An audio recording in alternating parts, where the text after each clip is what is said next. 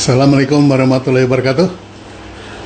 Eh, Lewat 2 menit dari waktu yang dijanjikan, eh, Pak boleh buat barusan saya meeting lewat Zoom, eh, meeting rapat pemegang saham. Oke, ada Vivin Fitri. Halo Vivin, apa kabar? Ada Suhendar, kemudian ada dapur Mbak Pit. Waalaikumsalam Vivin. Ya, kemudian ada Vivali Dava. Ya, halo Pak Bi, halo juga. Ada Mak si media. Aduh, namanya panjang-panjang amat sih. Nggak kebaca lagi. Ya, ini saya coba menggunakan Android untuk live kali ini karena Rihal Jogja, apa kabar Bu Rita?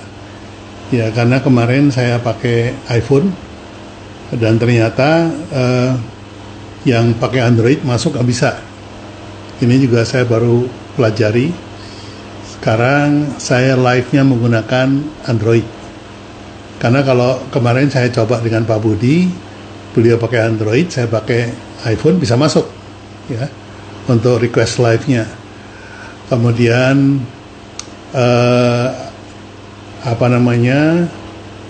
Hana pakai iPhone, saya pakai iPhone, bisa masuk gitu ya.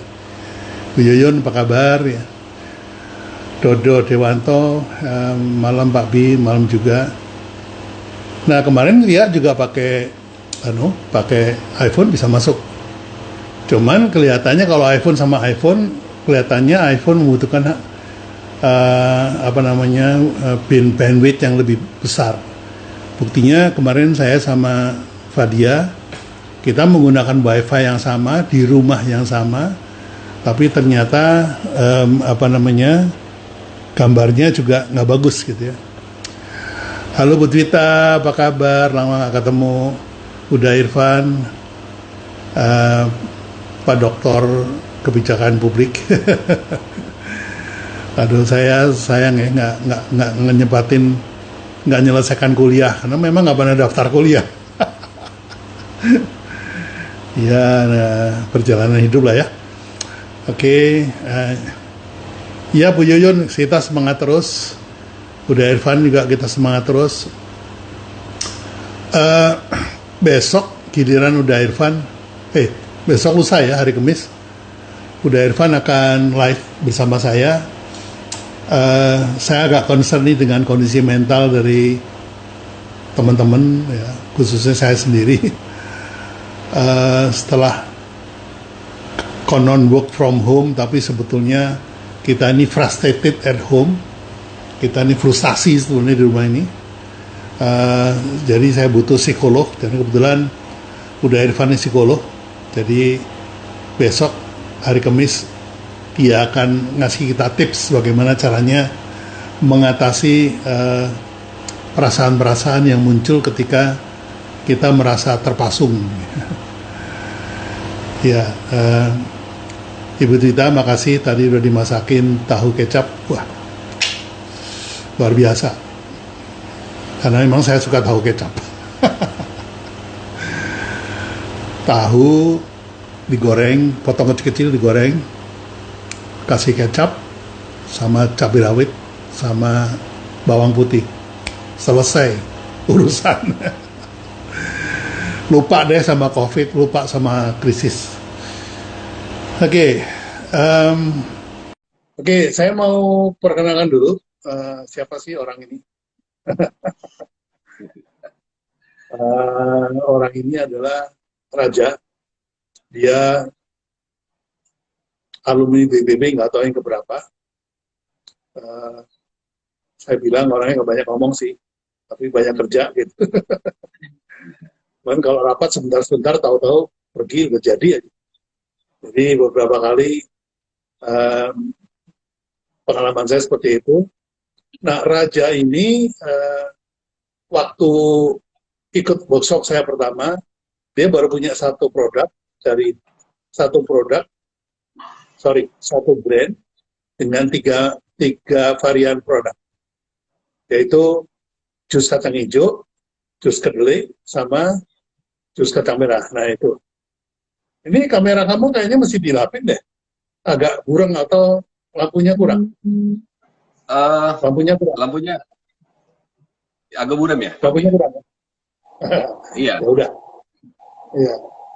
Jadi, oke, kamu kan bintang tamu saya. Nanti kamu harus show. Jadi sekarang tolong dirapi-rapiin dulu lampunya supaya terang sehingga nanti ketika presentasi bisa kelihatan dengan baik gitu.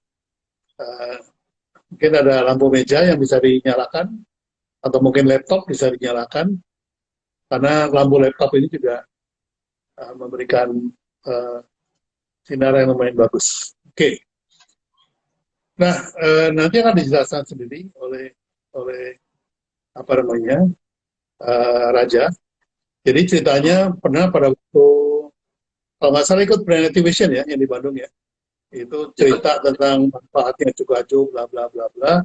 Terus Bu Drita bilang kalau betul Cukajo itu bisa menambah volume ASI buat ibu yang menyusui, kamu berani nggak bikin Cukajo khusus buat ibu menyusui? Wah, itu mikirnya lama tuh. Mikirnya lama karena pada waktu itu Raja sedang punya rencana mau masuk ke E.ON untuk konsinyasi di situ ya. Jadi akibatnya ya, terus saya kasih clue begini, nggak harus Cukajo yang sama, kamu bisa bikin Cukajo sesuatu Cukajo yang khusus buat ibu-ibu gitu. Nah dari situ lahirlah kemudian Cukajo for Mom. Nah, tanpa ngomong nggak ngomong Bu, tahu-tahu udah bawa produknya ke saya. Nah itulah Raja. Jadi silakan perkenalkan diri dulu Raja, karena banyak teman-teman baru nih.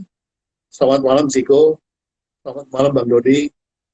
Silakan, ada alumni juga yang mungkin belum kenal dan juga teman-teman baru yang belum kenal. Silakan. Ya, terima kasih Pak Bi. Terima kasih banyak udah diundang ke live di Instagram ini. Ini kebetulan pertama kalinya saya live di Instagram. Sama sekali nggak pernah sebelumnya. Jadi terima kasih Pak Bi udah kasih kesempatan kepada saya. Jadi perkenalkan, nama saya Raja Muhammad Fauzi Haryansyah. Bisnis saya itu jus kacang hijau. Diambil dari singkatan dari Cukajo itu singkatan dari jus kacang hijau. Saya ikut bisa bikin brand itu tahun 2016. Saya ikut tahun 2016. Pada saat itu saya baru saja berganti packaging dari packaging lama. Packaging lama itu dia bentuknya seperti aqua biasa. Jadi dia memang peruntukannya tidak untuk jus. 2016 saya transisikan botolnya menjadi botol yang memang tahan panas.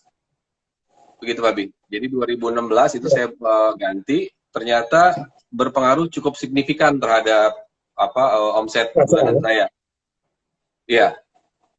Iya, jadi nah pada saat saya ketemu Pak Bi, omset kita itu masih saya nggak enak nih kalau nyebutin omset nih Pak Bi. Tapi intinya kira-kira disamarkan aja. Tapi 100 sekian gitu.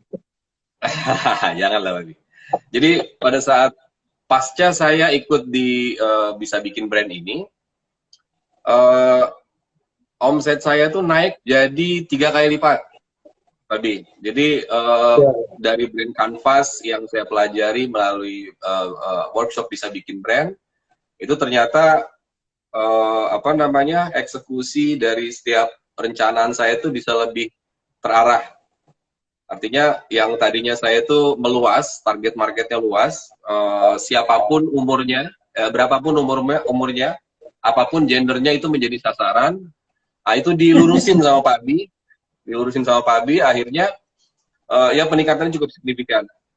Nah, pada saat ikut workshop itu Pak Bi menantang saya untuk kalau memang di sini testimoninya banyak yang menyatakan bahwa Cukajo itu bisa menjadi booster ASI, kenapa tidak diformulasi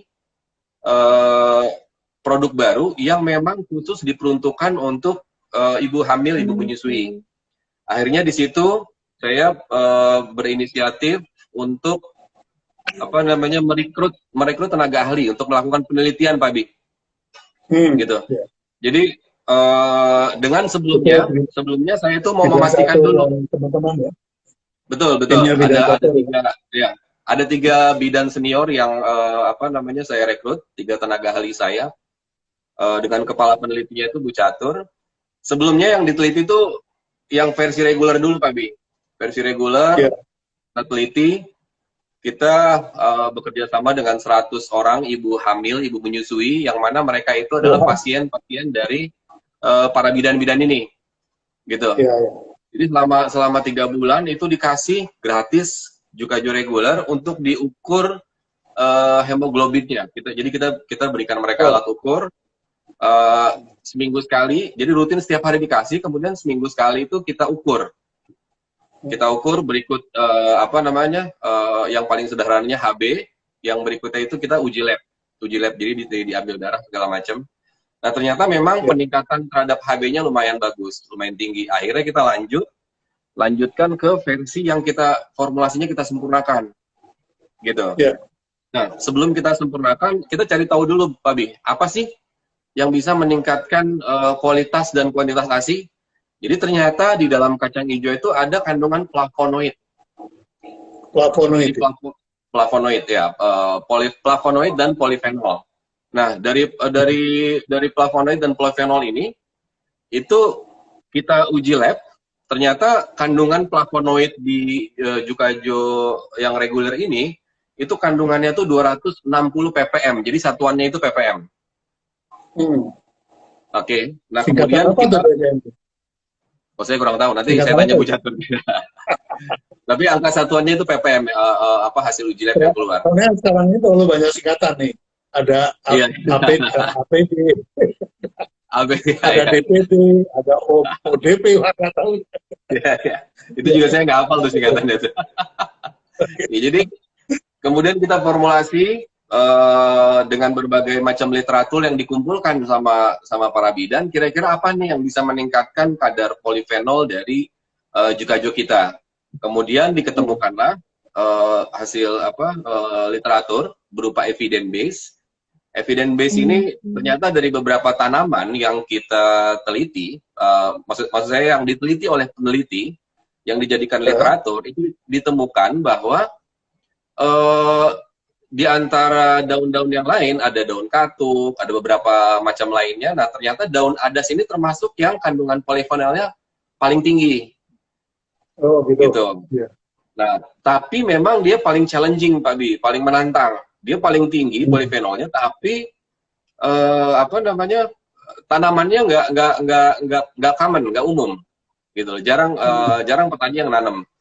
Tapi saya pikir karena Jukajo itu fokusnya adalah memberikan yang terbaik, saya paksakan akhirnya waktu itu untuk mencoba formulasi dengan daun adas. Hasilnya ternyata ini produknya Jukajo Mam. Ternyata ketika kita masukkan ke laboratorium, si Jukajo reguler ini yang telah kita formulasi ditambahkan daun adas, itu ternyata kandungan polifenolnya naik hampir 3 kali lipat. Gitu. Jadi ketemu Pak Abi ini banyak yang naik 3 kali lipatnya nih Pak Abi. Yang pertama tadi omset. Yang kedua itu polifenolnya naik 3 kali lipat. Jadi angka keberuntungan kamu 3 ya? Angka keberuntungannya 3. Iya, jadi dari 200 sekian polifenol 200 ppm itu naik jadi 590 ppm. Gitu.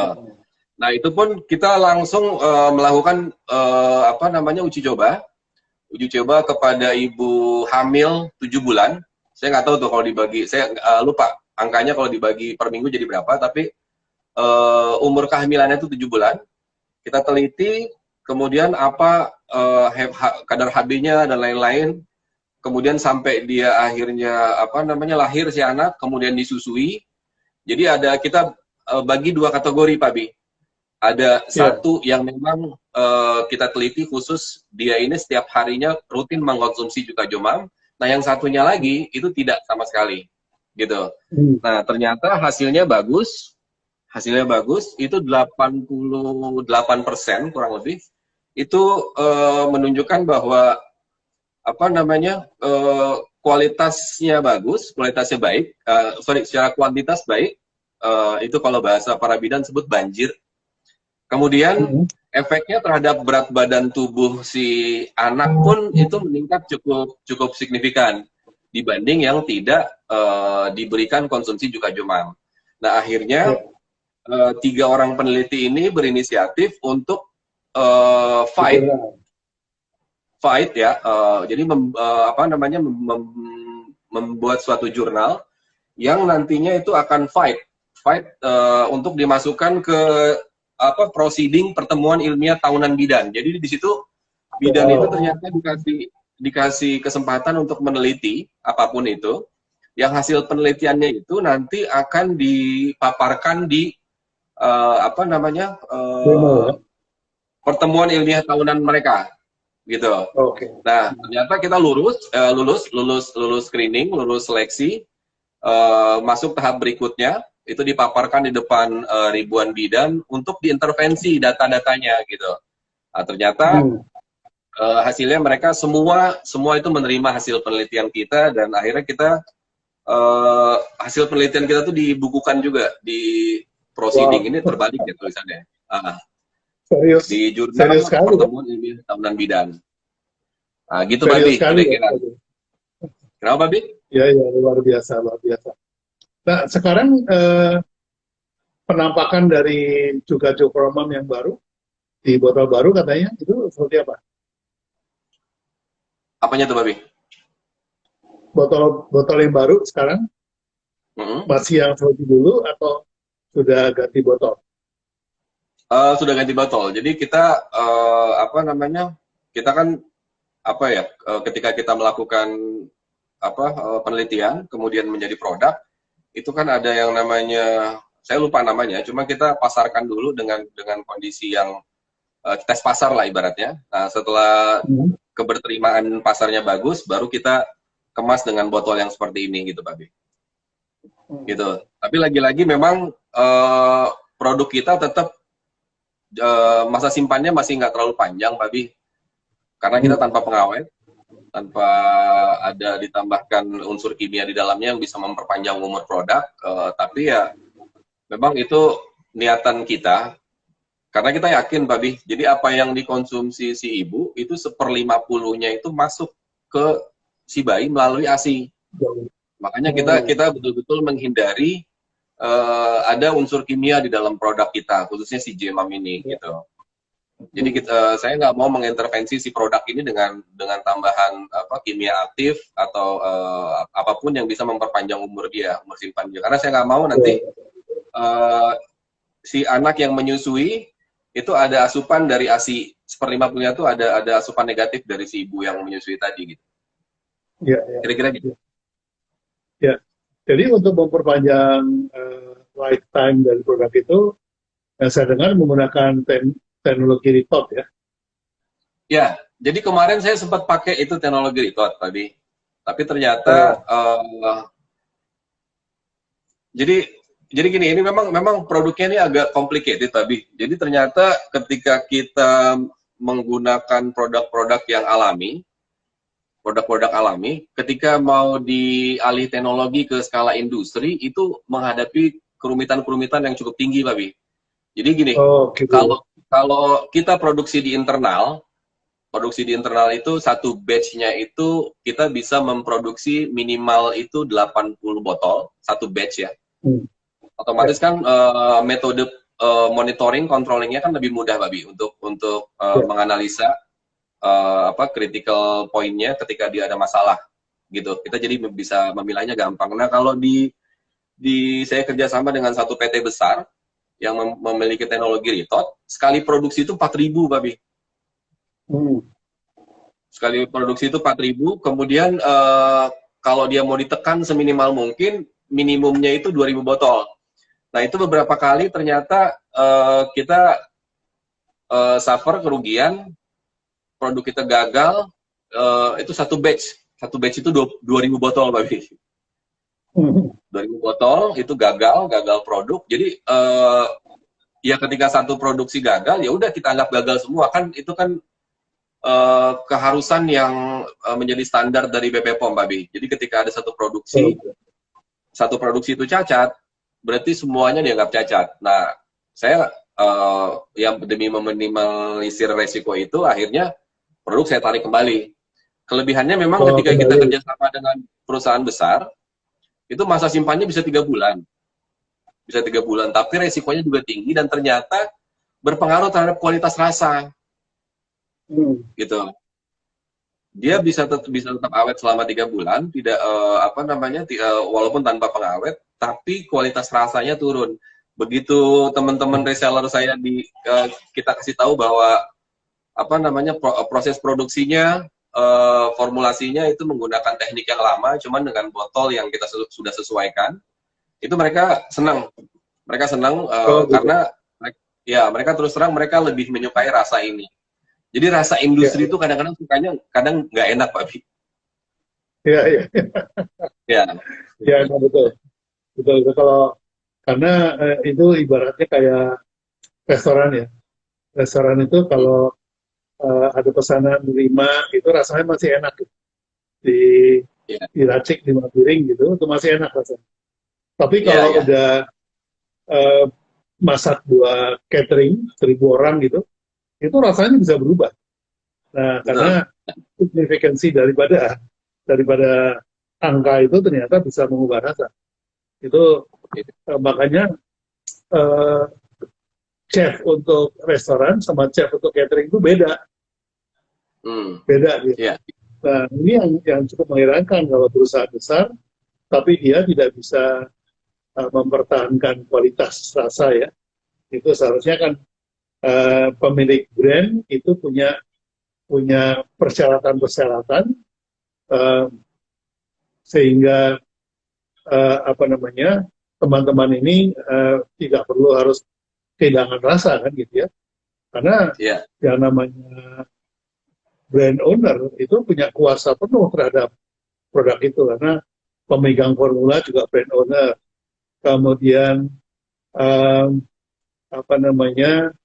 bahan-bahan baku brand owner yang menentukan.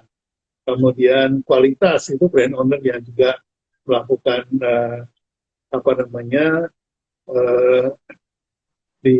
dikontrol ya atau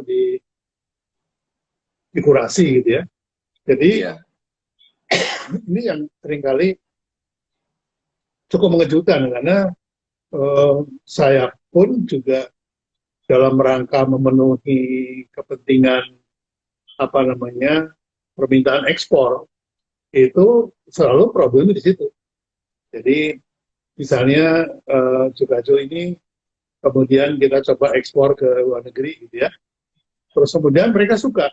Nah, begitu mintanya 1 kontainer, kita nggak bisa ngasih, karena begitu bukannya kita nggak mau ngasih ke pabrik, ternyata begitu dikasih ke pabrik tidak bisa memberikan kualitas yang sama seperti yang kita mau. Nah, ini yang sering kali terjadi. Ini problem yang kita hadapi ketika kita berurusan dengan kuantitas. Nah, ini mungkin teman-teman UKM tidak memikirkan bahwa ya pokoknya saya bikin enak karena dibikinnya 1 persatu gitu ya. Begitu sekali bikin 10.000, nah itu tiba-tiba rasa berubah, warna berubah, semuanya berubah. Nah, ini kesalahan kita juga karena kita mengedukasi pasar pertama kali dengan rasa yang asli, yang kita buat sendiri, yang istilahnya artistic base-nya gitu kita pertahankan ya, artistik rasa dan segala macam. Tapi begitu di fabrikasi, masyarakat sudah menolak karena rasa itu sudah dididik dari awal oleh Jukajo. Jadi itu yang membuat kemudian terjadi penolakan di pasar. Tapi kalau dari awal memang harus mau difabrikasi, itu konsumen tidak kenal rasa awal, taunya ya rasa yang difabrikasi, sehingga ya mau nggak mau nggak terima. Gitu. betul, betul. Itu. Jadi lain kali kalau mungkin mau mengeluarkan produk yang kira-kira mau jumlahnya besar, ya langsung aja fabrikasi sehingga masyarakat sudah terdidik dengan rasa yang dari pabrik itu. Menurut saya itu sebetulnya. Betul, betul, Pak. Oke, Ya. berikutnya terkait dengan COVID. Saya cukup kaget waktu Raja bilang bahwa Jukajo slogannya Jukajo melawan COVID-19. 19, ya, ya. Apa saya lupa ini. Ya juga aja lawan slogannya. COVID-19. Oh gitu ya. Aja lawan COVID-19, ya betul. Nah, itu rada sensitif tuh artinya tuh. Apa slogannya? Mungkin bisa dijelaskan apa namanya? Gimana? Apa alasannya kok bisa melawan COVID-19?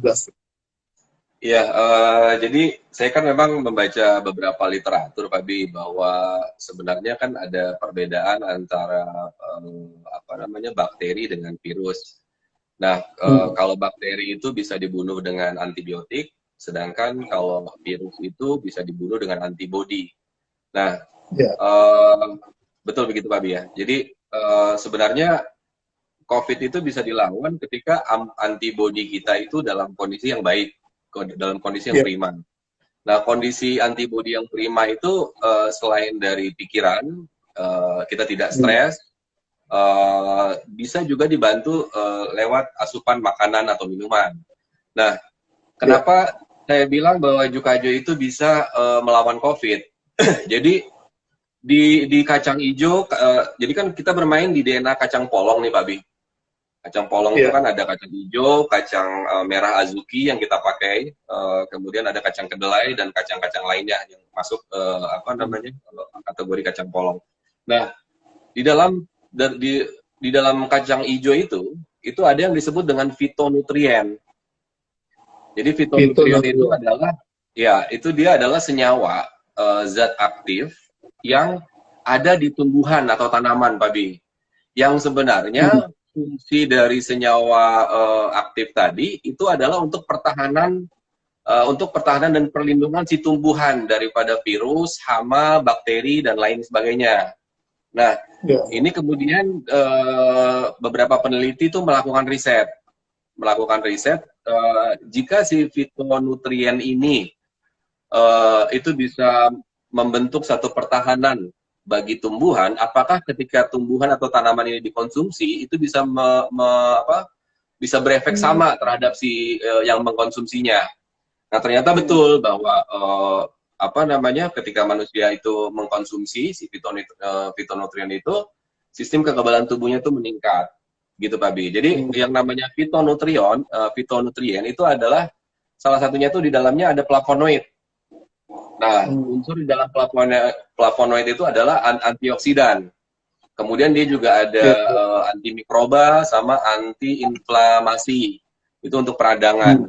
Jadi kenapa saya bilang Jukajo ini bisa membantu melawan COVID-19? Artinya membantu, Pak Wi, ya, bukannya membunuh ya. Jadi saya nggak bilang kalau Jukajo itu membunuh virus COVID-19, enggak. Tapi Jukajo melalui kandungan fitonutrien yang ada dalam kacang-kacangan ini itu akan membantu meningkatkan antibodi tubuh si konsumennya, terutama jika dikonsumsi secara rutin, gitu loh. Ya. Jadi intinya menjawab literatur tadi ya, yang mengatakan bahwa kalau bakteri itu dibunuh dengan antibiotik. Itu kemarin kita ada penjelasan dari Dr. Hedi ya, udah makin jelas lagi bahwa bakteri itu ada bakteri gram negatif yang bisa membuat, kalau dia aktif, membuat kita jadi sakit. Nah, begitu pakai antibiotik, itu gram negatif hilang semua masalahnya itu. Jadi berisiko juga itu pakai antibiotik. Kemudian kalau virus itu kan dari luar nih, itu kalau kita mempunyai kondisi tubuh yang kuat, itu tidak mampu bertahan terhadap serangan virus itu. Jadi intinya Cukaju meningkatkan antibodi, bukan antibodi sih, punya ketahanan tubuh ya, ketahanan tubuh. Ya, kekebalan tubuh. Ya, ketahanan tubuh terhadap serangan virus apapun, itu cuma COVID, virus apapun.